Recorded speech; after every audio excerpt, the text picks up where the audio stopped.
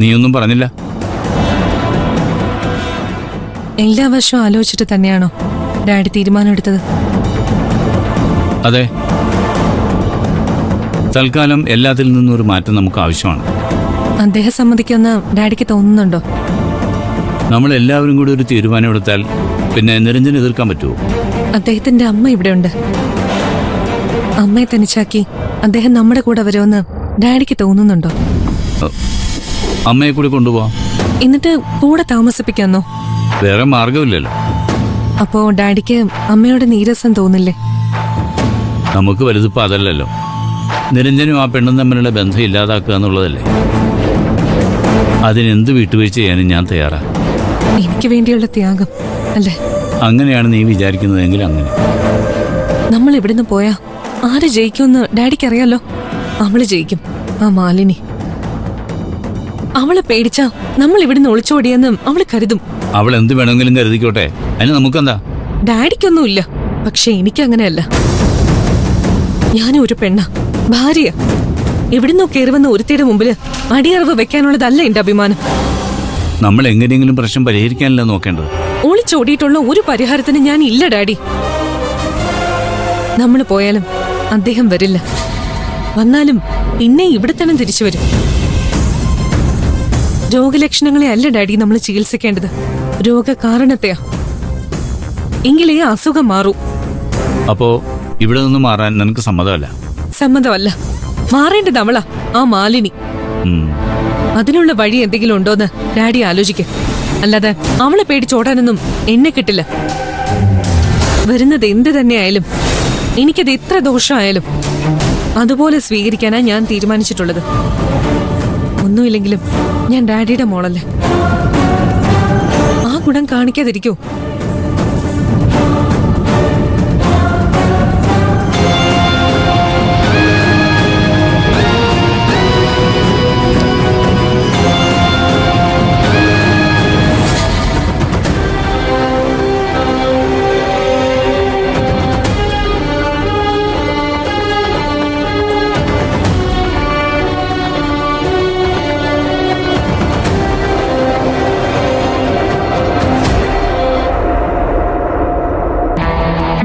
ആദ്യം ഈ ഗുളിക കഴിക്കണം, പിന്നെ പാൽ കുടിക്കണം.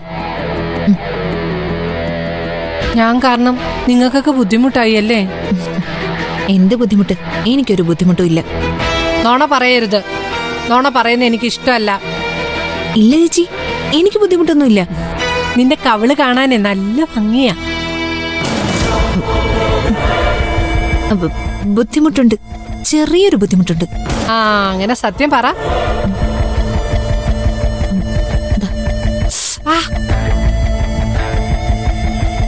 ഇതിന് നല്ല ചൂടുണ്ട്. നീ പോയൊരു ഗ്ലാസ് എടുത്തോണ്ട് വാ, ഇതൊന്ന് ആറ്റണം. ചേച്ചി ഗുളിക കഴിക്ക്, ഞാൻ എടുത്തിട്ട് വരാം.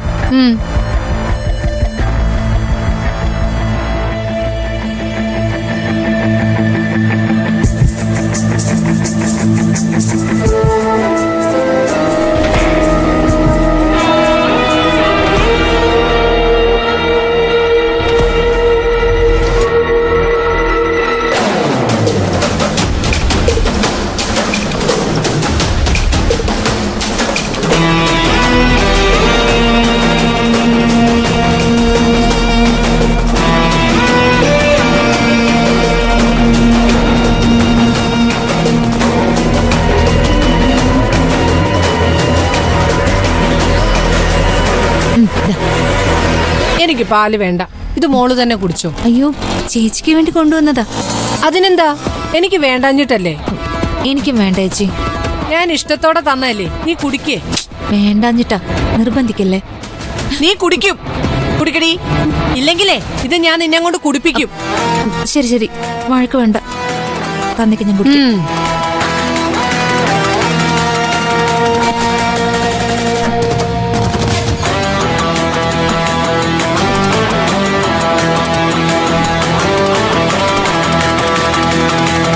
എങ്ങനെയുണ്ട്? ഉഗ്ര. Very good.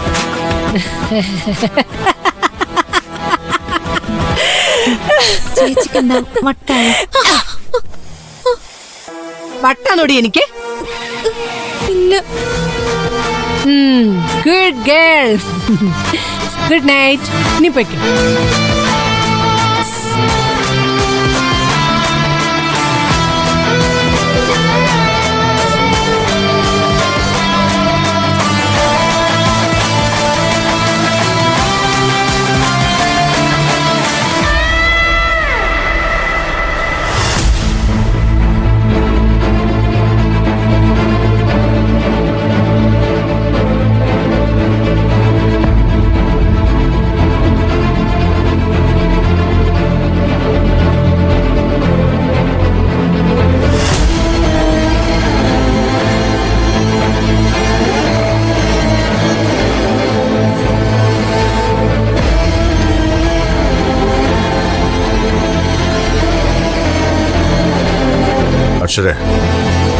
അക്ഷര മോളുറങ്ങിയോ?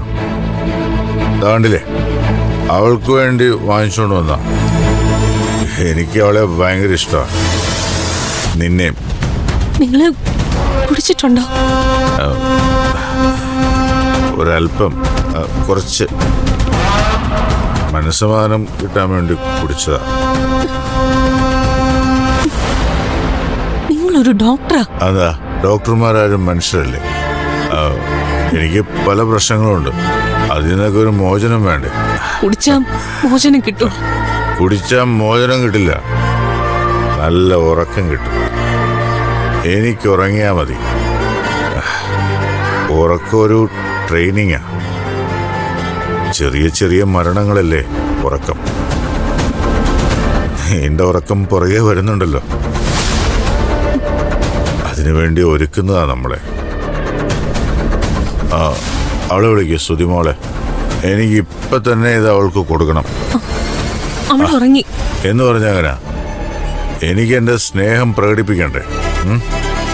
You know, she's my daughter and you are my wife. No no, you are not my wife. I am your wife. You are my husband. മീശയിലെന്നേ ഉള്ളൂ. നീയാണ് ഭർത്താവ്, ഞാൻ ഭാര്യ. നിങ്ങൾ വാ, ഡാഡി കാണും. വേണ്ട, എന്നെ ആരും പിടിക്കണ്ട. ഒറ്റയ്ക്കാ ഇത്രയും ദൂരം വന്നത്. അതിനെനിക്ക് പറ്റുമെങ്കിൽ ബെഡ്റൂം വരെ നടക്കാനും എനിക്ക് പറ്റും. ആരും ഇടപെടണ്ട, എനിക്കത് ഇഷ്ടമല്ല. അയ്യോ, ഞാൻ ഒറ്റയ്ക്ക് നടന്നു പോകും. അതാണ് നിരഞ്ജൻ.